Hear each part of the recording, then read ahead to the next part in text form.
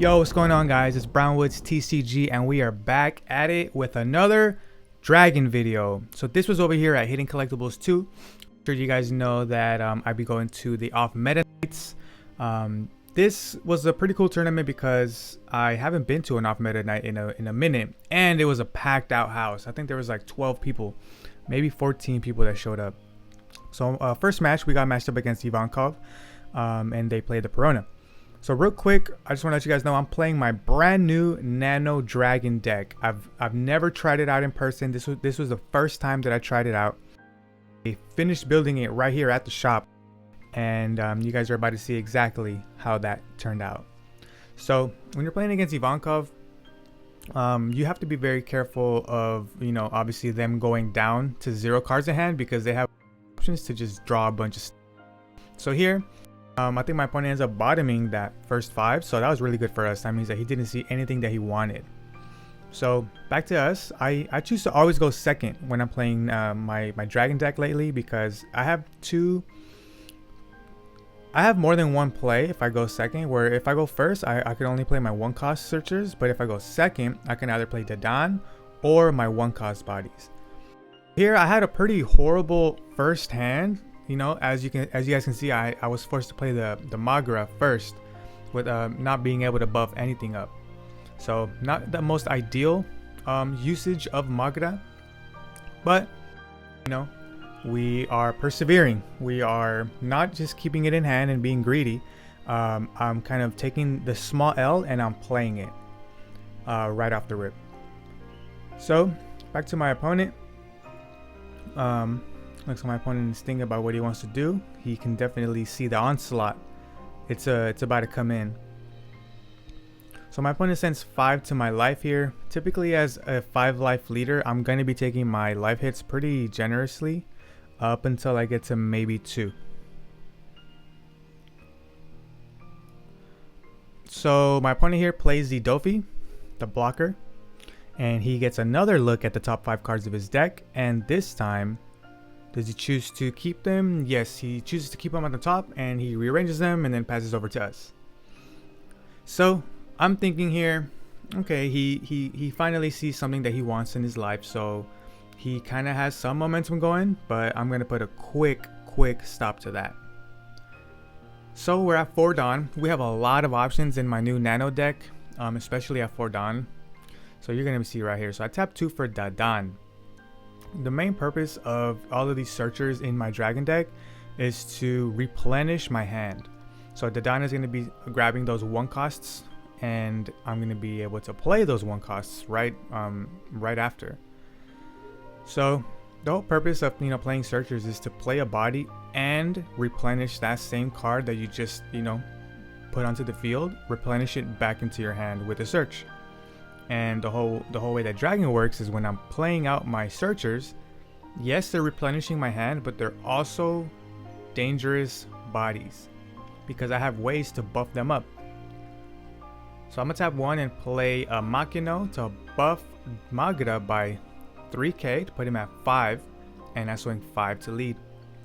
My opponent gives me a 1k counter there after giving me a free life hit, and then I tap that Nami that I just searched off the Dadan. And I'm gonna go ahead and draw the Rush Sanji.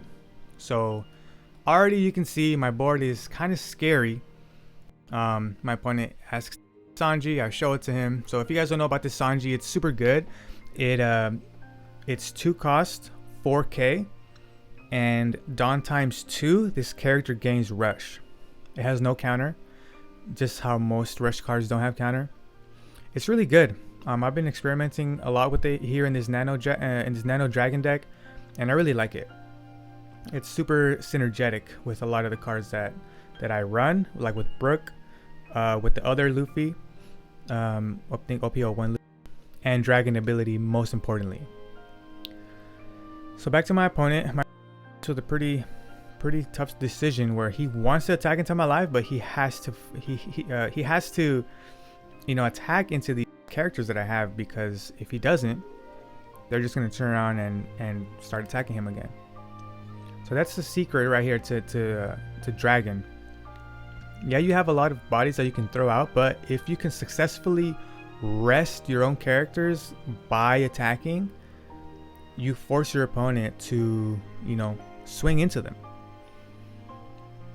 Because if you have a bunch of 1 costs and low costs and you just are playing them and just getting the search, but they stay active, you know, the whole time and you never really swing with them, they essentially, you know, are like ghosts on the board. They don't ever do anything else. They just search and they stay there forever. Your opponent never has to worry about them. They never have to think about them. But if you buff, even with like 2 Dawn, with 3 Dawn, with the Makino, with a Magra, leader ability, if you buff up your small units and you swing with them, they convert themselves into threats, and then your opponent has to answer to those threats. And that also protects your own life, because if your opponent is busy swinging into your 0 cost Makino and your 1 cost Magra, look at my life. My life is protected this turn. So yeah, I don't run blockers. Oh, actually I do run blockers in this version of Nano Dragon. I don't run too many blockers, but my characters act as blockers whenever they are rested. So back to us. We have 6 Dawn available. I'm just kind of doing the math, seeing which combination of combos I wanna hit my opponent with here. He does have the 5 cost 7k crocodile, which is pretty scary because it is not within range of my Gum Gum jet pistol. My Gum Gum jet pistol is an answer for a lot of 6k characters, but I could also combo it with an Otama, which I do run, to be able to snipe an 8k. But of course I need to have both of those in hand, and I don't know if it's super worth it to use. So that's actually why I was taking a while here, because I was trying to see if I wanted to attack, if I wanted to jet pistol this croc with 2 cards. So I sent 2 here expecting him to block with Dofi, and because I wanted him to I was gonna see if he was paying super close attention, because if he wasn't, he would have just gave me that for free. But he does choose to block it, and I was expecting I wasn't expecting, but I planned, if he blocks it, I'm gonna swing into his Doflamingo just to get rid of it, because right here I wanted to attack his hand and not his life. So let's see what we got going on here. 1 2 3 4 5 6 Dawns still. I haven't used any Dawn. Let's see what we end up opting for.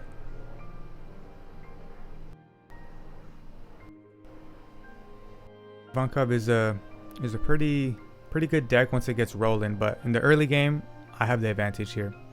So I tap 2 for Brook to give 2 rested Dawn to the Dawn, and then I swing. How much do I swing here? 6. I swing 6 to life.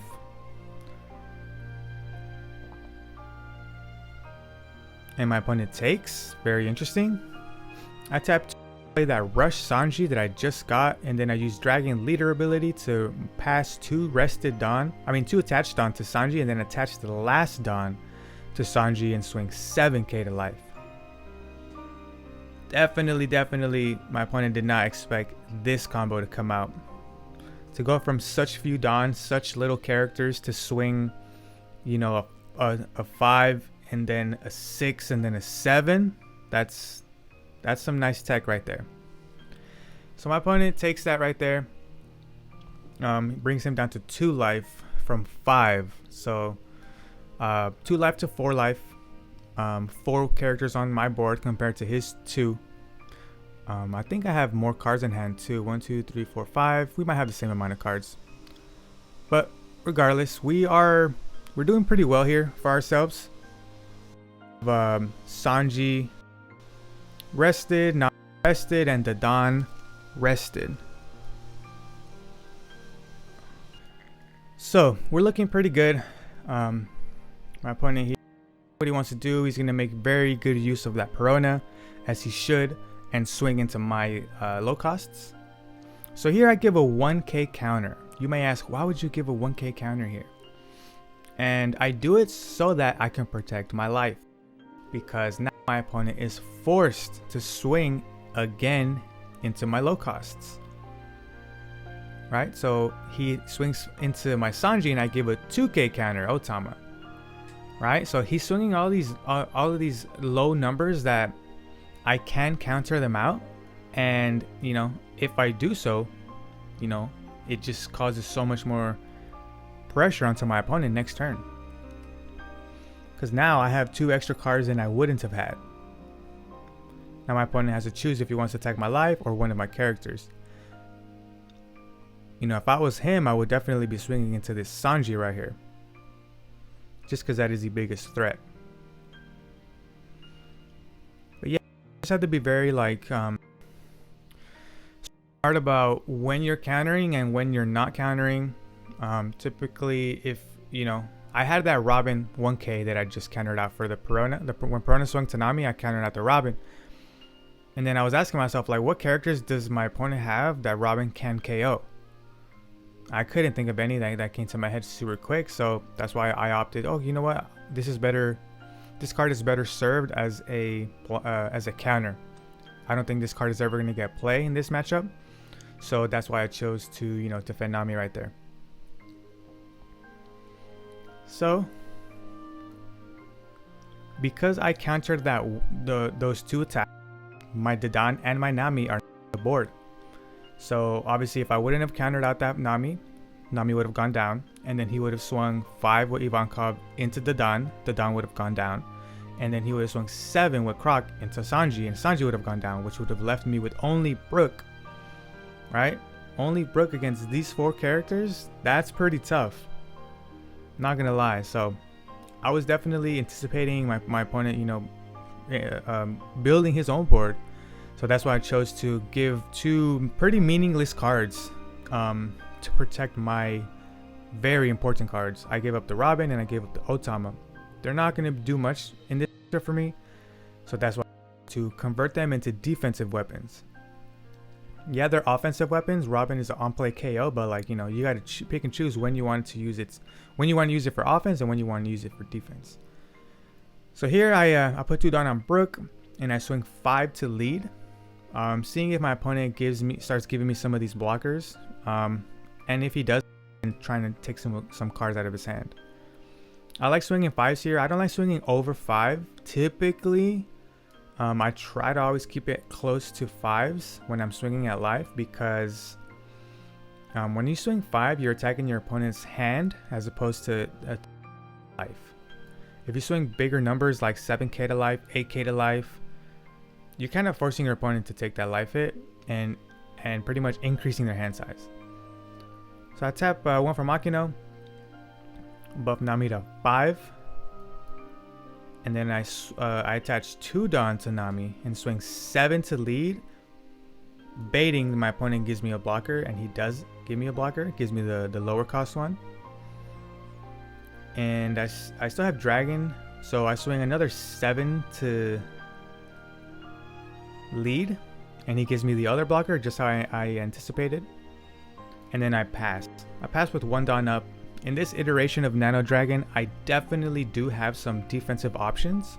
I have 4 rad beams, 3 guard points, and a bunch of I don't have as much 2Ks as the last iterations of the deck, but I do have chopper blockers. I have a lot of defensive weapons that can kind of help me last into the late game.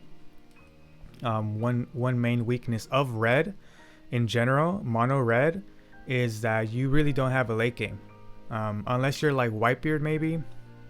Other than Whitebeard, who kind of has a game just because you have like 50 cards in hand at the end, late game is going to be a weakness of a lot of red cards, of a lot of red leaders. So I was taking that into consideration when I was building this deck, and I was really thinking of ways that I could have some late game insurance. So my opponent swings 2 to Makino, and I give a guard point to bump Makino up to 3. Again, same concept. I'm keeping my board alive with 1 card per attack. So my opponent now is forced to start trying to clear my board, and he has to attack twice into the Makino. So Makino acts as a double blocker. Yeah, I have to give guard point, but that's what guard point's for. right? Like that's what these weapons are for. Guard point in this deck is to protect Makino from a 2k attack.